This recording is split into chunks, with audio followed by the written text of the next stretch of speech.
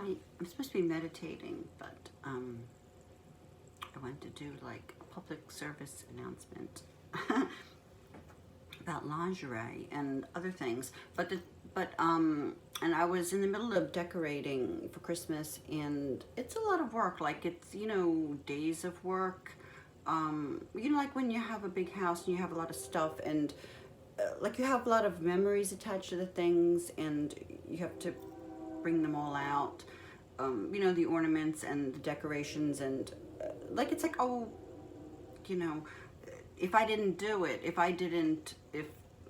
probably the woman, if she didn't decorate, the family would be sad, and they would be like, oh, but you're gonna sit around and have no decorations. So it actually takes me, a few days to, get all the stuff out from boxes and things, and so I was doing that, and then I was going to meditate, but then I was like, I'm going to do a public service announcement about Thistle and Spire.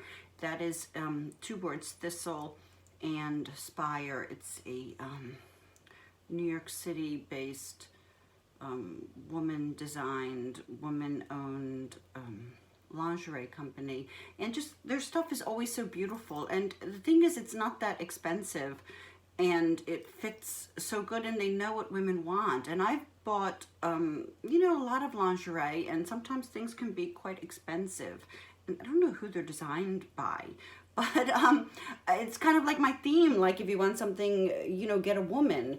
And so that's it. Shout out to Thistle Inspire lingerie. And also along that theme, like I'm not just making these stories up.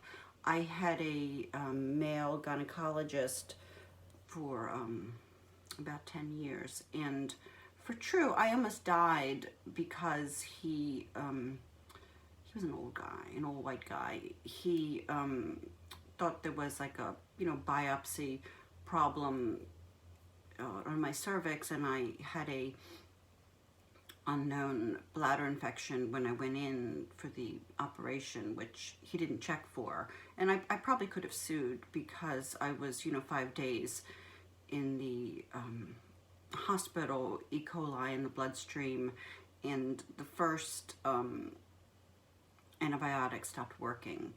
And it was not even that good of a hospital. And I remember like just feeling like hell. I don't think I was aware that I was probably very close to dying if that antibiotic doesn't take, if the second antibiotic doesn't take, and if it's so I was calling for the nurse, and nobody was coming, and I was like, God, I feel like hell. And and the second antibiotic did take, and but I still was 5 days in the hospital with a E. coli in the bloodstream. And then I course dumped him, and I saw this he was an old white guy, and I saw a African American black woman doctor about my age, and who was associated with the University of Pennsylvania. And she was just horrified. She said, we don't just cut like there was no cancer. And he just he racked up a big bill for us. And so she said, we're Penn, we follow protocols. So that's one thing. And other things is, my son Kevin, he's a very complex individual. ADHD, bipolar, and OCD kind of all swirling around, with a lot of strong personality traits as well. And he is a genius. He's very, very smart. But there's a lot of things that will contradict each other, and medications will, a medication for OCD could affect the bipolar. And that's what we had. Well, 2 times with male psychiatrists. The one had him on Ritalin when he was in 2nd grade, and he looked like from a concentration camp. He couldn't eat. He was rail thin. He had like, he was like a zombie when he took the Ritalin, and then when the Ritalin wore off, he flooded. He said, my brain is a circus, and he was flooded with bizarre kind of things. And that doctor said it didn't concern him. Yeah, he wasn't eating and he was a zombie. And so this was one guy that said that. Another male doctor, when Kevin was 13, said some adult man had a good reaction to some medicine for OCD, and it made Kevin psychotic, and Kevin had a psychotic break and was chanting. And my brother was schizophrenic, so I was like, I recognized it. I recognized what the psychotic break was. Kevin snapped out of it, but that doctor said it didn't concern him. He said that psychotic break did not concern him. It concerned me. And since then, I had done research. And again, it was a woman.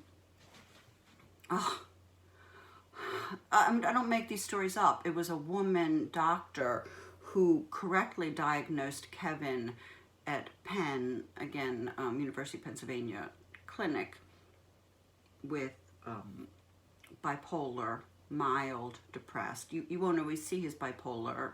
It's still there. As a mother, I knew he was bipolar because the switch went on and off. My husband still doesn't think he's bipolar, but again, women know things. And, why was Kevin unable to function some days? Why was he unable to go to school some days? He wasn't playing. The switch was off.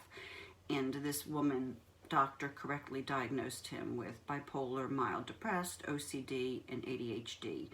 And I wasn't as smart back then. I said, well, I wanted Kevin to see the best doctor in that practice for the OCD, which was a man, Dr. Franklin, and he was a big guy who, headed up this program. Kevin didn't buy what he was putting down, and Kevin recently said to me, the doctor, was kind of insulting and had like one way of pushing his agenda, and Kevin wasn't buying it. And the doctor, had this story of some genius, young man who had seen him who didn't buy his, the way he would treat OCD. And he said, yeah, well, I found out later that, he was, disabled and, couldn't function. And Kevin correctly said, and I correctly say, that's the doctor's fault. If you can't reach a patient, you don't blame the patient and tell stories about the patient that he didn't buy your. And so the doctor, it was the big man, and now, Kevin still suffers from OCD. Now I would go to the woman in that practice who correctly diagnosed him. I would have said, give me the woman if you want it done right. But I wasn't as smart back then. I had not had so many run-ins, frankly, with big shot men with titles that weren't doing their job. And again, it was a woman doctor who correctly diagnosed Kevin when he was at Florida State. He pretty much had a nervous breakdown. And a woman doctor who had two sons with ADHD, and the one was on Ritalin and the one wasn't. And she said, how are you even functioning? We had taken Kevin off the Ritalin in second grade because he looked horrible, but we didn't realize that it's often after puberty there's a different reaction to the Ritalin. And so she correctly diagnosed Kevin as, pretty severe ADHD, almost non-functional. And she said, how are you functioning? And he wasn't. And so she prescribed the Ritalin, which he says does help him. But again, because she could tell from her sons their reactions to Ritalin. And so again, I don't make these stories up. I don't make these stories up of the competency of women doctors or psychiatrists, or, there's a principal in the high school that really helped Kevin get through. She was very perceptive, and, she helped. She didn't blame him and say, what kind of game are you playing? So again, in terms of caretaking, in terms of intuition, and in terms of conscientiousness, in terms of getting your ego out of the way and dealing with what is the problem at hand, I'm going to go with a woman. So this is like my public service announcement.